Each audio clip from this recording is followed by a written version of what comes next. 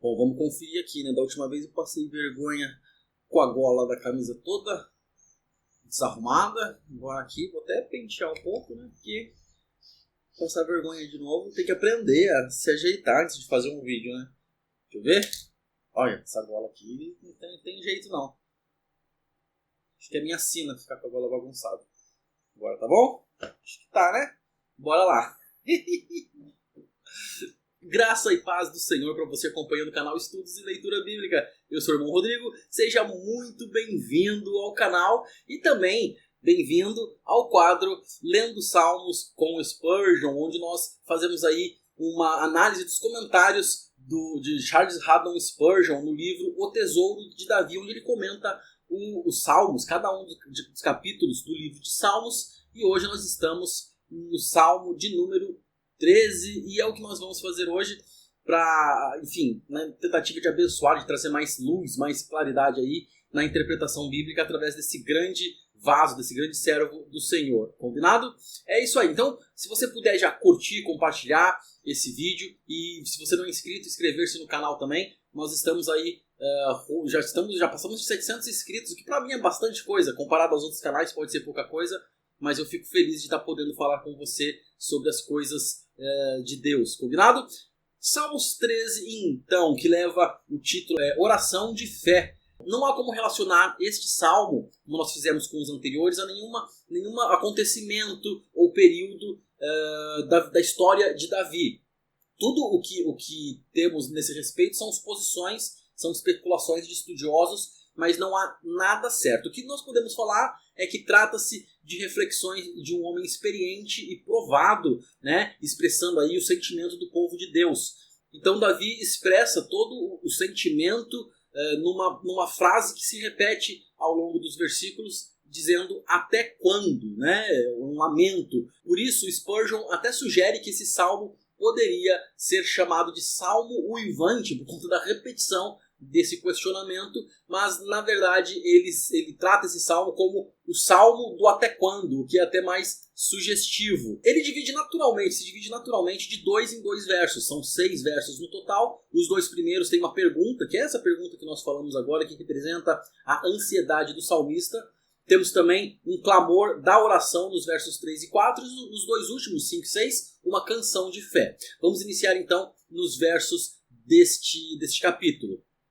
Bom, iniciando com a pergunta, até quando, que nós já falamos, ele é repetido 4 vezes no Salmo e reflete a percepção do tempo em relação ao estado de espírito do salmista, a duração da sua provação, do seu sofrimento, das coisas que estão acontecendo no seu meio, né? A dúvida que paira naturalmente entre as pessoas que têm esse questionamento, que estão passando por alguma dificuldade, é se Deus se esqueceu, né? Então isso vem à tona porque a carne é forte e nós somos envoltos de tristeza, de pensamentos que fatalmente vão culminar nesta pergunta. Mas então o Spurgeon sugere que lembremos de Isaías 49, lá nos versos 15 e 16, que diz assim: pode uma mulher esquecer-se tanto do filho que cria, que se não compadeça dele, do filho do seu ventre? Mas, ainda que esta se esquecesse, eu, todavia, me não esquecerei de ti. Eis que, na palma das minhas mãos, te tenho gravado. Os teus muros estão continuamente perante mim.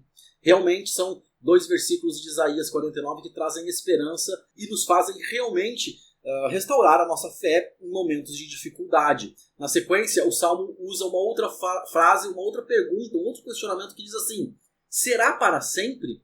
É um pensamento tenebroso que desdobra do questionamento anterior, né? Até quando? Será que isso vai ser para sempre? Mas não, com certeza não será para sempre. Spurgeon vai parafrasear Salmos 35, dizendo que a ira de Deus pode durar uma noite, mas o seu amor permanecerá eternamente. Então, uma terceira pergunta no Salmo: até quando esconderás de mim o teu rosto? Essa é uma pergunta já racional, diferente das anteriores, onde realmente Deus por vezes esconde o rosto, mas de uma maneira amorosa, né? Ao mesmo tempo que ele se lembra. Não quer dizer que ele se esqueceu. Ele esconde o rosto, ele se oculta ali daquela situação, mas não por falta de amor. Pelo contrário, é por amor. O rosto virado de Deus é terrível para nós que acabamos nos questionando, fazendo todos esses questionamentos, mas Deus trata isso de uma forma didática e de uma forma que vai nos fazer crescer e vai nos abençoar.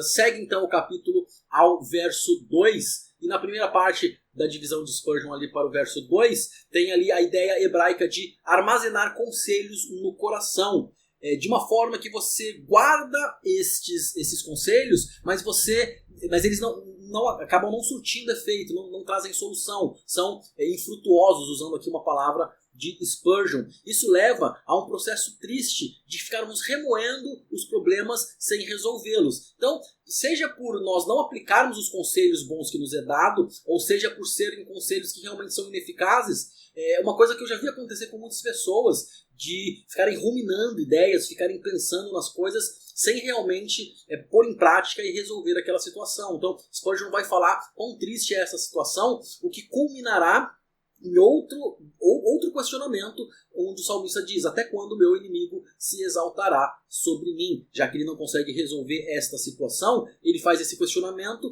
e Spurgeon vai dizer que quão terrível é você ser tripudiado pela pessoa que está te ofendendo, por uma pessoa ímpia, por uma pessoa má, cruel. Esse deve ser um argumento que deve ser inserido na sua oração. E Spurgeon vai fazer um pensamento interessantíssimo, que eu mesmo nunca teria pensado, de que essas situações, seu sofrimento através da ação de outras pessoas, que indiretamente é a ação do inimigo usando essas pessoas, eles devem ser argumentos de oração. Você se ajoelha e ora a Deus: olha, Deus, tu tem visto meu sofrimento, tu tem visto como as pessoas têm sido usadas pelo inimigo para me atingirem. Ou seja, ele diz que nesse momento é o momento onde todo crente pode usar o diabo como algo de bem, né? Algo positivo nas suas vidas, que é inserir essa questão na sua oração. Isso eu achei muito interessante. Então, é algo que eu vou levar desses comentários dos ensinamentos de Spurgeon, é como usar a situação difícil, como usar as obras do próprio inimigo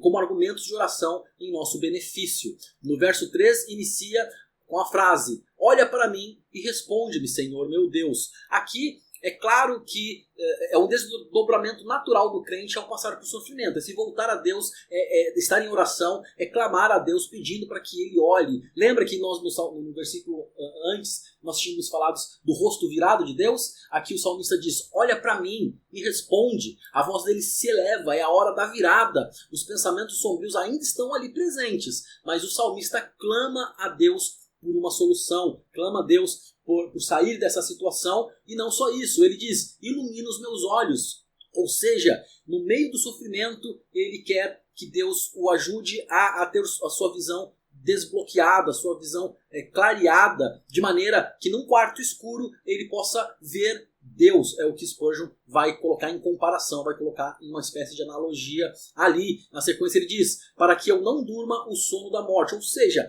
o salmista temia pela própria vida nessa dificuldade.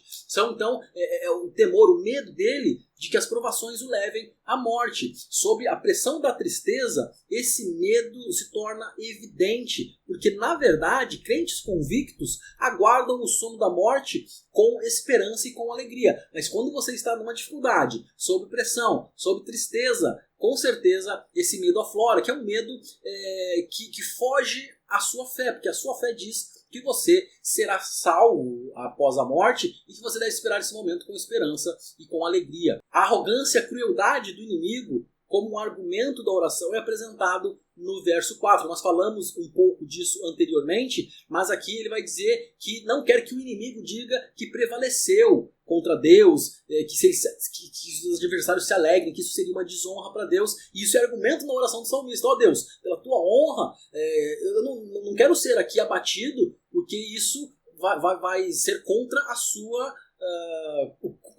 honra, contra a sua reputação. Então me ajuda para que a sua honra seja aqui, prevaleça, né? Então esse é o argumento de oração do salmista. Mas na verdade não é a vontade do Senhor que o diabo prevaleça. Então essa oração ganha ainda mais força, porque quando o inimigo prevalece, isso desonra a Deus e faz que os ímpios se gabem, que as pessoas más contêm vantagens. Por certo tempo, nós podemos sim ser alvo de zombaria, podemos ser alvo de escárnio dos maus, mas chegará o dia em que essa vergonha mudará de lado. É a esperança que Spurgeon vai aqui nos revelar. No verso 5 nós vemos aí uma mudança completa. Diz assim: quanto a mim, confio na tua graça. Primeiro ali a fé, no meio da dificuldade que o salmista passa, ele mostra ali que a sua fé permanece, a sua firmeza, e na sequência ele fala que o meu coração se alegre na tua salvação. Ou seja, o antes, Spurgeon chama de chorão, né? O pobre chorão de antes, agora ele canta alegremente. Então ele estava se lamentando, ele estava com medo, mas aqui ele exalta Deus e ele canta alegremente. As tristezas passadas fazem com que a alegria de hoje seja ainda maior. Então as tristezas que ele lembra faz com que ele ainda desfrute mais ainda esse momento de alegria. Então nós devemos tomar o exemplo do salmista e não sair do nosso lugar seguro, termos firmeza em tempos de dificuldade. Esta é uma grande lição, então, deste salmo também. E no último verso nós temos ali um cântico ao Senhor pelo que ele tem feito, e é muito interessante que ele diz assim: Deus tem me feito muito bem. Ele reconhece depois das dificuldades, ou até mesmo durante as dificuldades, que Deus tem sido bom. Deus não deixa de ser bom, como o hino do nosso irmão Bruno, né? Deus é bom o tempo todo Deus é bom. Então ele refuta a declaração do verso 1, onde ele estava assim, imaginando que Deus poderia ter esquecido dele. Porque agora ele fala: Deus tem me feito muito bem. Assim, então, façamos em caso de dificuldade, em caso de longa espera. Saibamos que Deus está atento ao nosso sofrimento, que Deus é bom o tempo todo, e a reclamação de nossa tristeza será alegremente atendido por Deus, e nossa situação será transformada, e nós podemos testemunhar, então, que o Senhor nos tem feito